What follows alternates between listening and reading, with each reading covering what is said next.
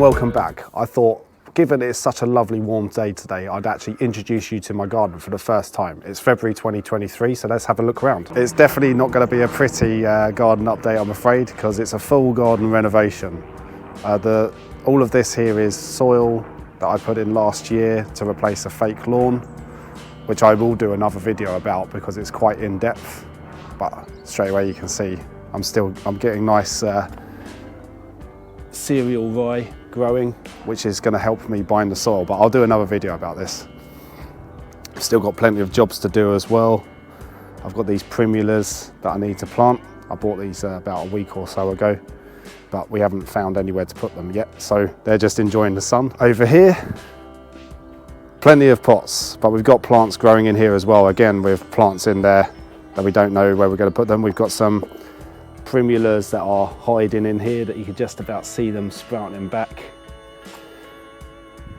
So we're going to plant those around at some point. Here we've got some roses that we bought bare root towards the end of last year. So we need to plant these as well. This is a David Austin one, Spirit of Freedom. So actually we were told by David Austin that they weren't going to grow this rose anymore. And we saw it when we went to David Austin's last year. And we loved it because it smelt of sherbet. The flowers smelt really nice of sherbet, so we really wanted to get it. And we were quite surprised when they had it back in stock towards the end of last year.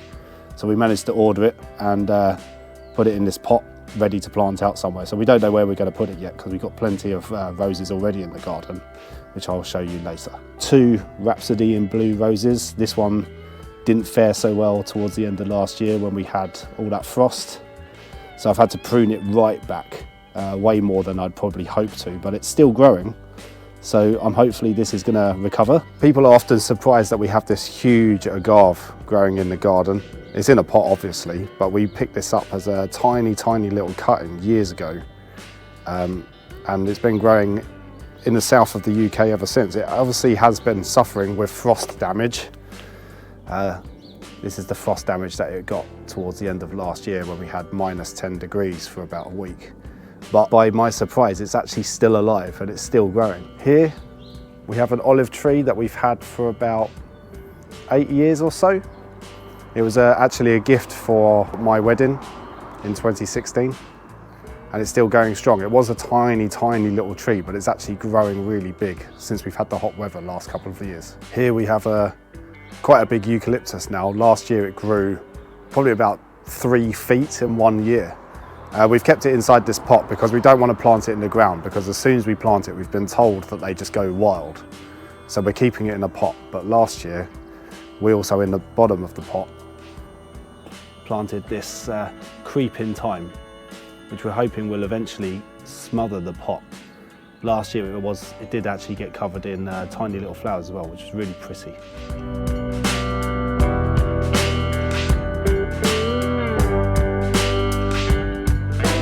Here's our first flower bed that we produced for ourselves in this garden. It used to have just 3 huge bushes and a Phormium in here, which was just suffocating the ground. So we pulled those out and we've actually given ourselves some space to grow some flowers. So inside here we've got a calla lily. Again, it's growing back. Hopefully it'll actually grow back this year as big as it was last year.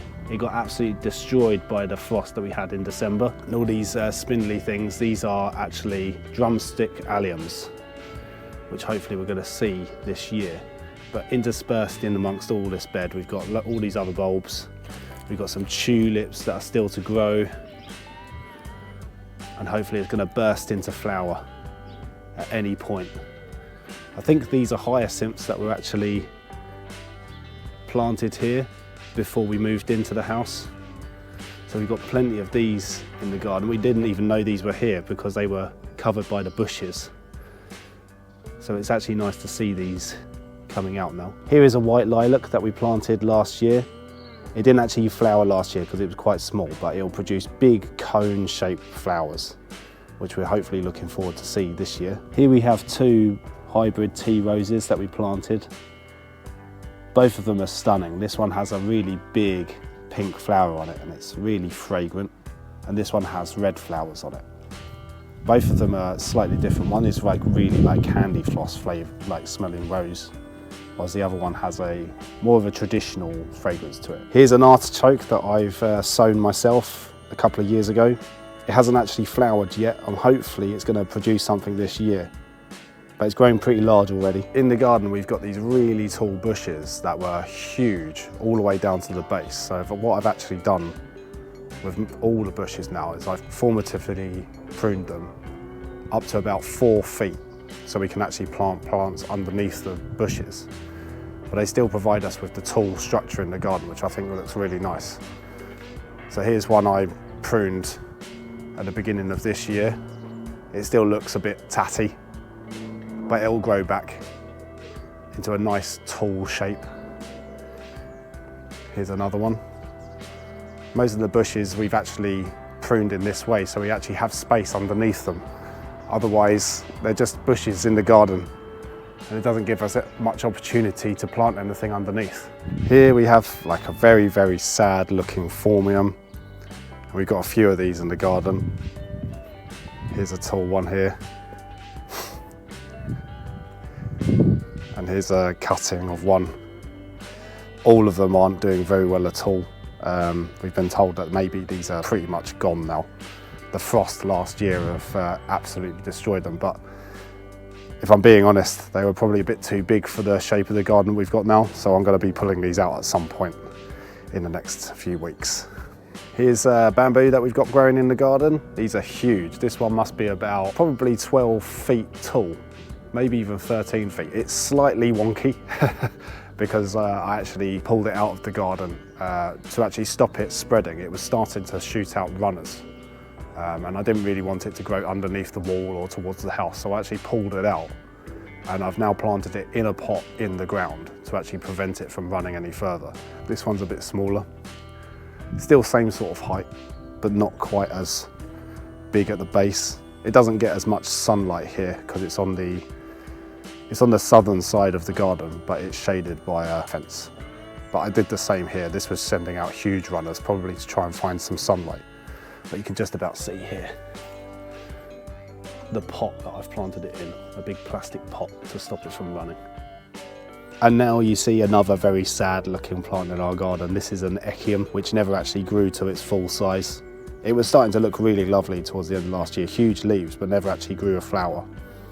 However, the frost we had, again, towards the end of last year, just killed a lot of our plants. So this unfortunately will be coming out this year, but it gives us space for something else to grow. And you can see behind it, I had a few of these bushes in the garden. I forget the name of them, I'll put it on the screen when I remember. But there's a few of these in the garden that, again, the frost completely killed them. And I know it's not just our garden, because there's a few of these bushes that started around on our estate as well that are completely gone. So I think the frost last year just killed a lot of things. Let me know in the description whether you've suffered the same problem in your garden. And here's just another tatty part of the garden. Unfortunately, we've just put in lots of pots here because we did have this huge bush. This was growing probably about 4 feet wide, 4 feet tall, but I've pruned it back because it was just growing way too large for this area. Here I've got a raspberry that I was growing last year. You can just about see it, but I think it's sent out a runner over there. You can still see it growing there. It was producing some lovely raspberries towards the end of last year in the autumn. So hopefully this is going to grow back lovely and strong this year and produce more raspberries for us. Around the garden we've been planting foxgloves, which we sowed last year. Hopefully we're going to actually see these flower this year because foxgloves are biennials. We've got plenty of them, but all of them are looking very sad. I think it's because the soil quality in our garden is not very good. I've actually bought some natural fertiliser to chuck around on the garden because we don't really have much space at the moment to put more compost in. But I'm hoping that by putting some fertiliser on the garden, some of these plants will actually grow big and strong. We did actually have a problem last year with plants actually shrinking after we planted them. We had big plants that we were in pots and they started to shrink. So hopefully if we put some fertiliser on the garden, they'll actually start to grow big and strong. If you've got any tips for what to do with soil that is in pretty poor condition, please leave a comment down below and I'll have a look at it. And now I'm up onto the top terrace of our garden.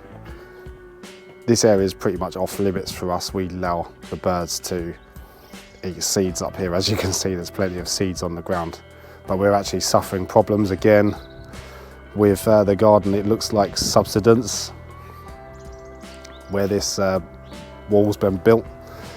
So it's another job for me to sort out this year. It actually looks like it's progressively getting worse as time goes on, so it might be a job I have to do sooner rather than later. Here again, there's some more bushes that are completely dead.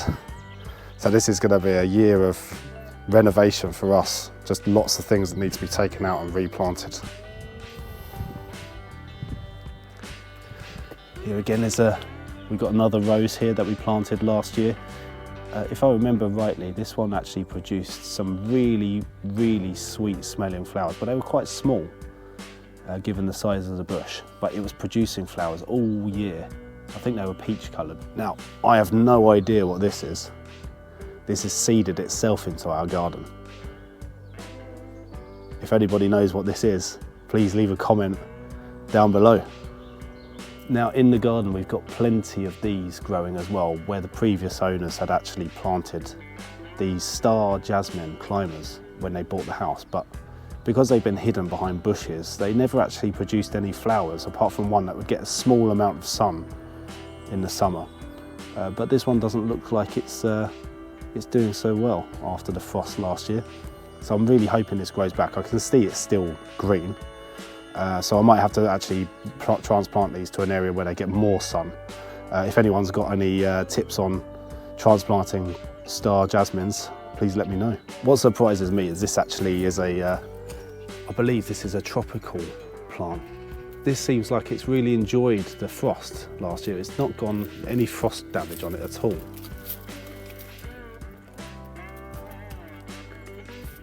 But it has stayed quite short.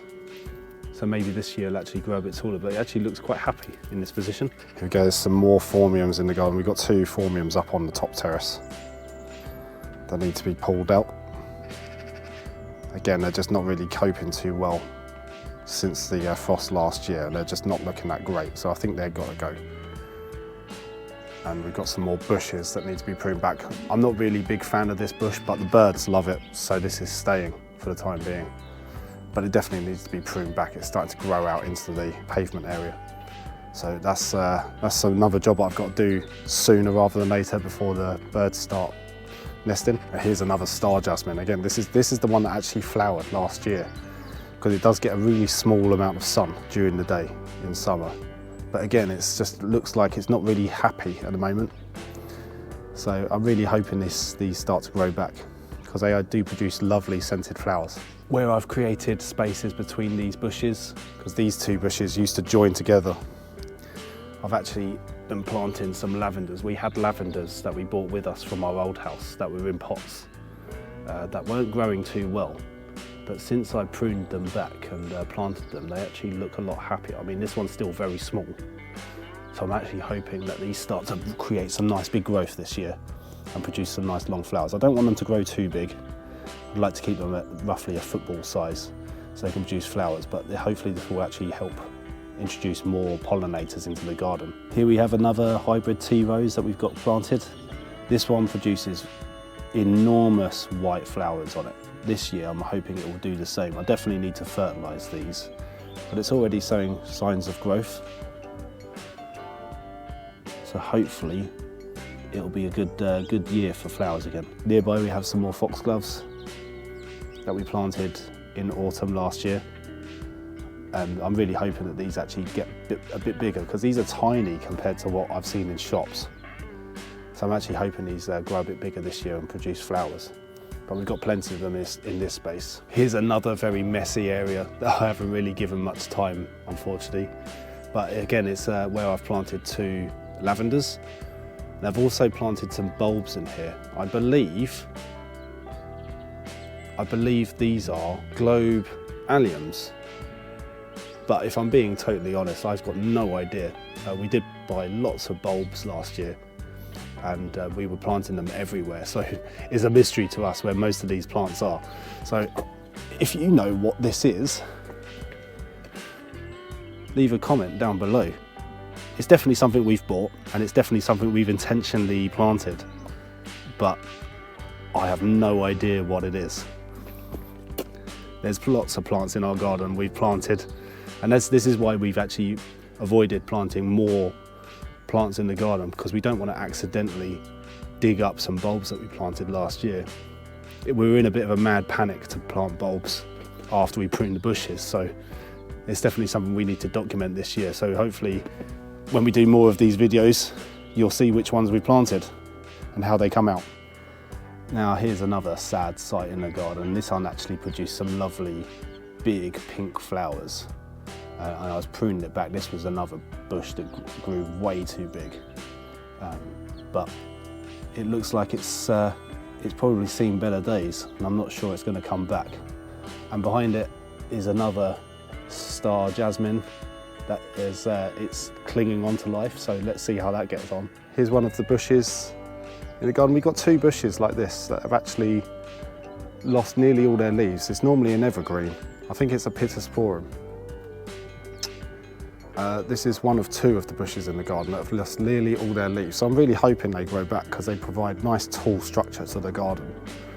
But if you've suffered the same problem in your garden, leave a comment down below and let me know how yours are getting on, if they're growing back this year or not yet. And finally, what I was going to say is the messy part of the garden, but the whole garden looks a mess at the moment. But this is where we do my composting. So I've actually bought this hot composter. I was lucky enough to actually buy this second-hand from eBay for £50. So there is some good bargains to be had if you can find them in your local area. But the hot composter isn't actually getting too hot at the moment. I think you can just about see on there, it's about 25 degrees, and you can see there's lots of critters in here that are enjoying it.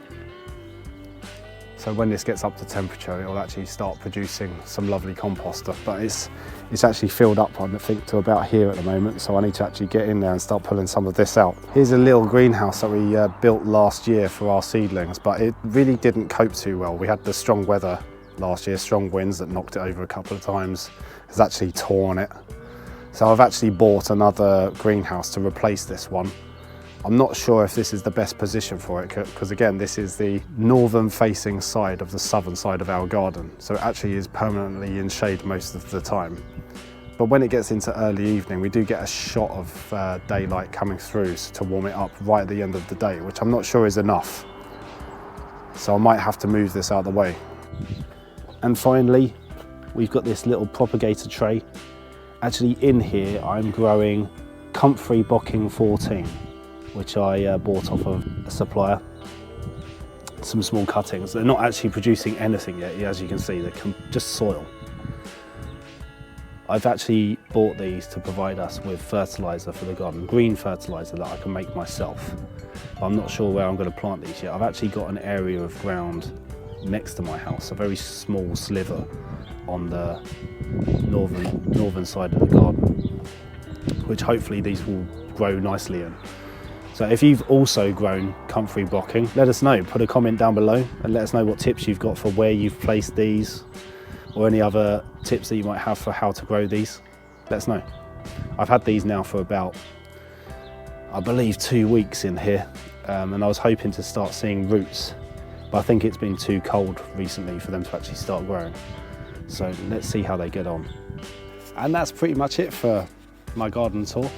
Hopefully if you've liked this video, please give me a like, and if you want to see more of me do garden tours, please subscribe as well. If you've got any tips for me, or if you have any points of view that you want to share, leave a comment down below. Cheers!